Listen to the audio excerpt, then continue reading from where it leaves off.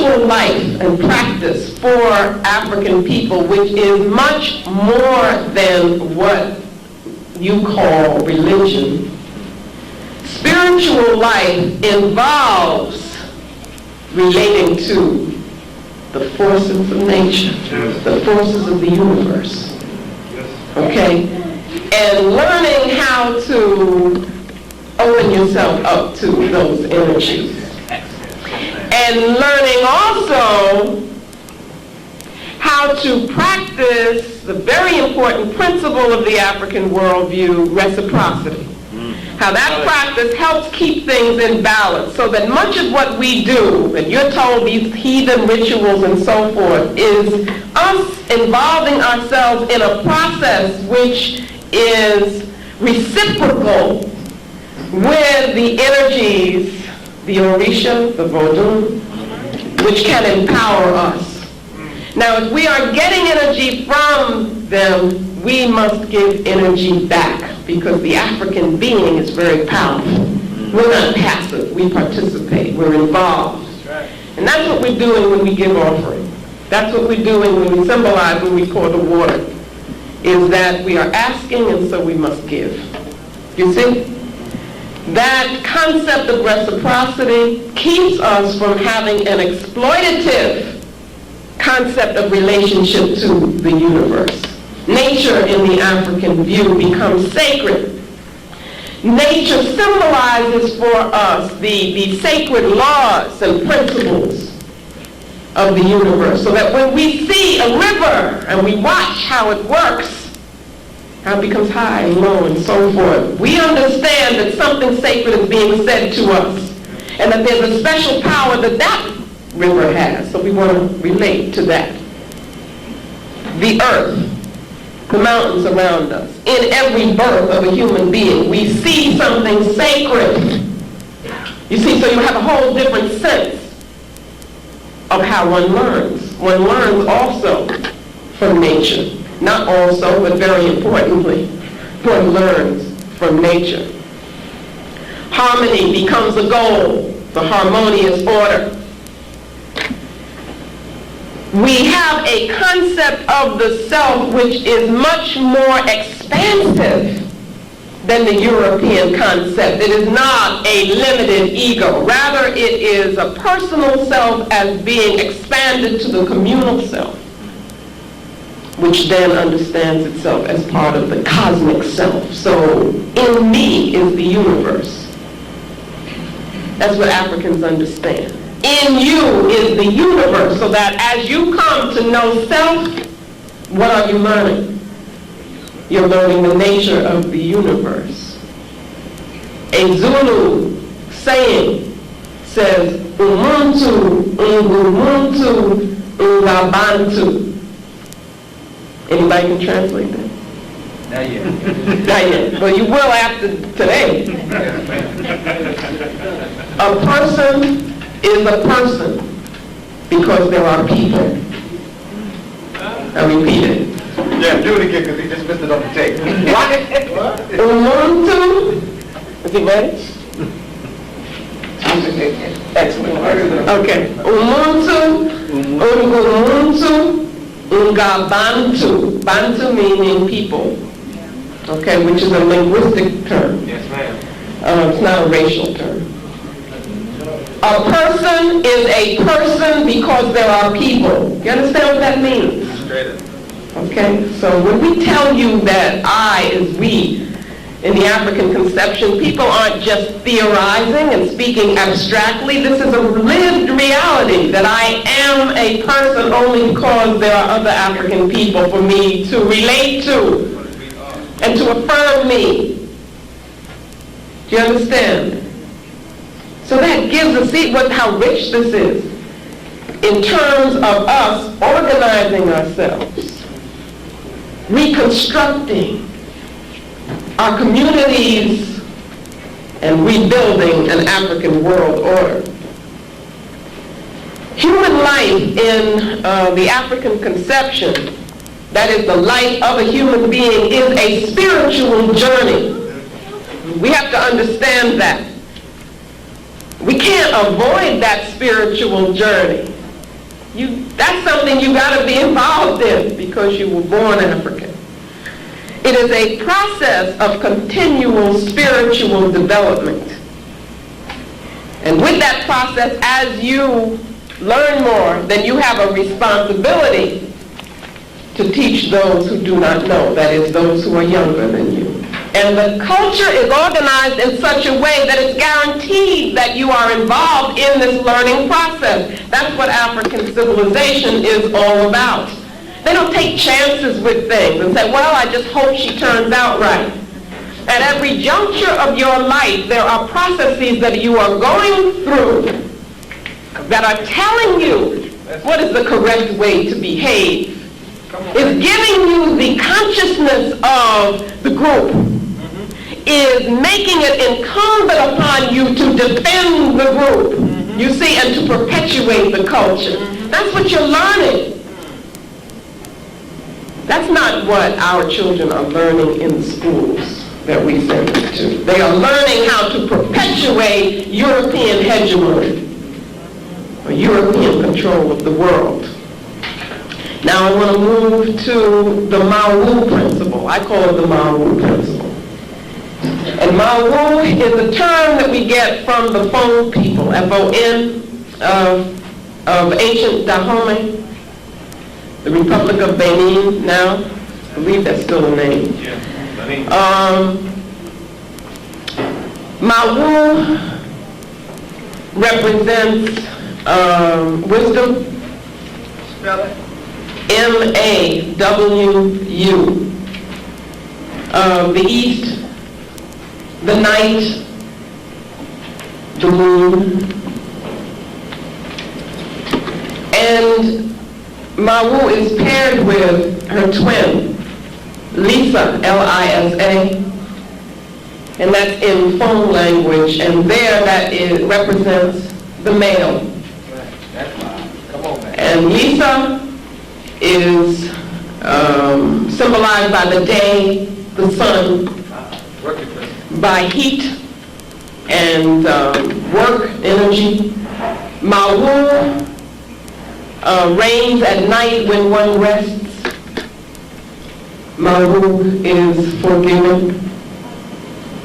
Lisa is angry.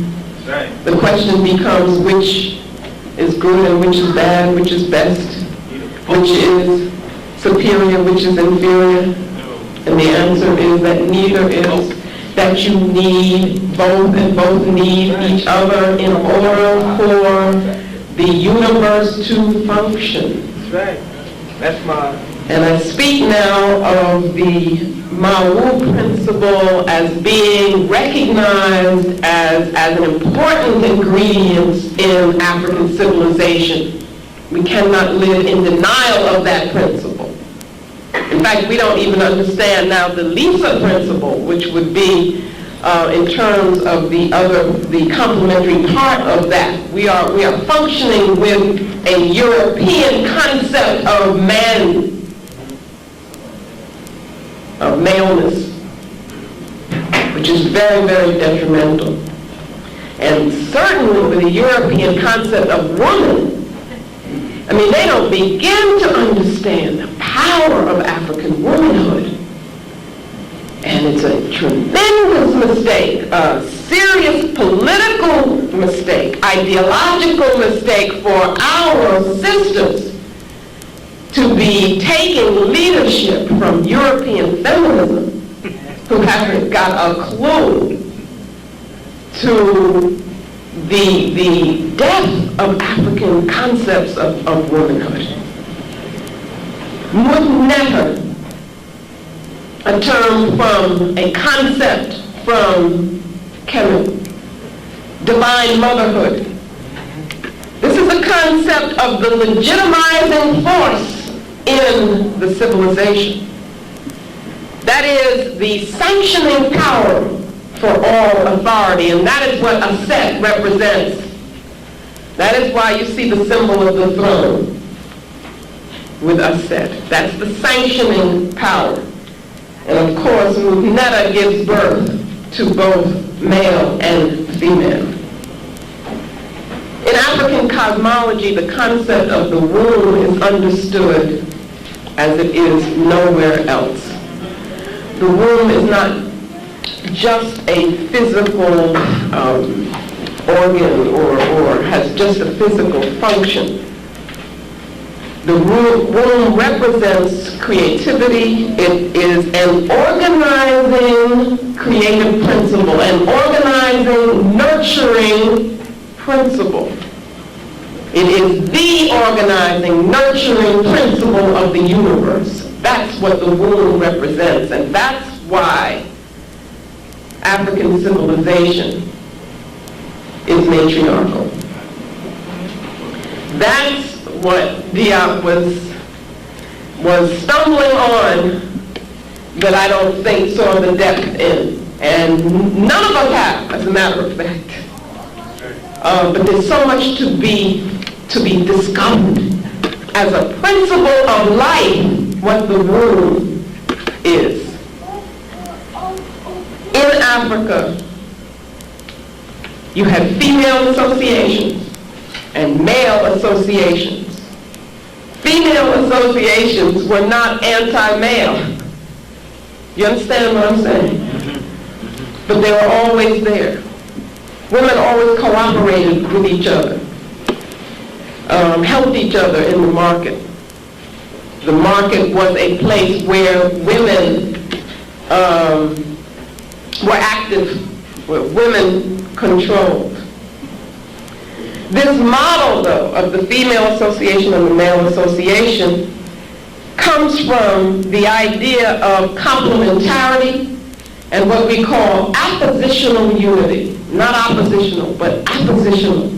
Appositional refers to a pair of things, two things that relate to each other in such a way that each is incomplete without the other, and that both are necessary for the whole. So this concept of appositional unity is one that we need to use in the paradigm that we would use to reconstruct and to rebuild. So that women, in terms of African civilization, were active participants. Girls then must be taught to be responsible. They're taught to be mothers. They're taught to be warriors. They're taught to make decisions. And they are taught to teach. That's a very important point. Young girls are taught to teach because the mother is understood to be the teacher of the young. You've got to think about how powerful this model becomes once we realize it, once we cleanse ourselves of European concepts. Men, of course, are taught to respect women. Men also, in African society, value children. And everybody in the community focuses on the children. Okay, that's something that we have moved away from at our detriment, to our detriment. So the children become central to the entire social organization. The role of the elders is essential. These are those who have already gone through those various processes. And so they are the ultimate teachers and custodians of the wisdom and must pass it on. And then we have Ma'at. Ma'at, as we know, represents truth, justice, righteousness. It also represents the harmonious order of the universe. It also represents the harmonious order within the person who is to be in tune with the universe. And therefore, Ma'at represents for us the highest standards of conduct. The highest standards of conduct. As Africans, you have a responsibility to live the most Ma'atic life that you can. And therefore, you must be self-disciplined. You must live in truth. And you must examine your behavior and your actions and your decisions every day, so that you become in the habit of living in truth. And that's an ongoing process. It doesn't end, it just continues.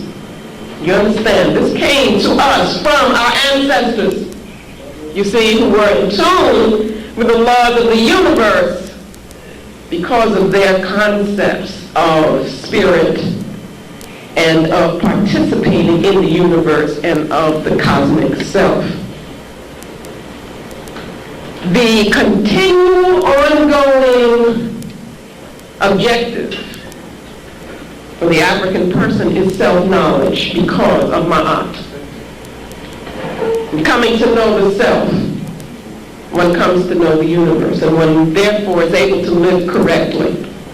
Again, the things that I'm saying to you is not the easy, convenient, narcissistic way to live. But you're living in a society which is based on what is easy, right? What is convenient, the way you eat, what is convenient, and what gives you immediate pleasure.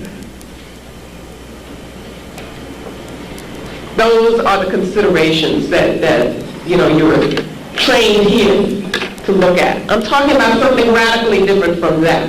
It's not the easy way. It is the best way.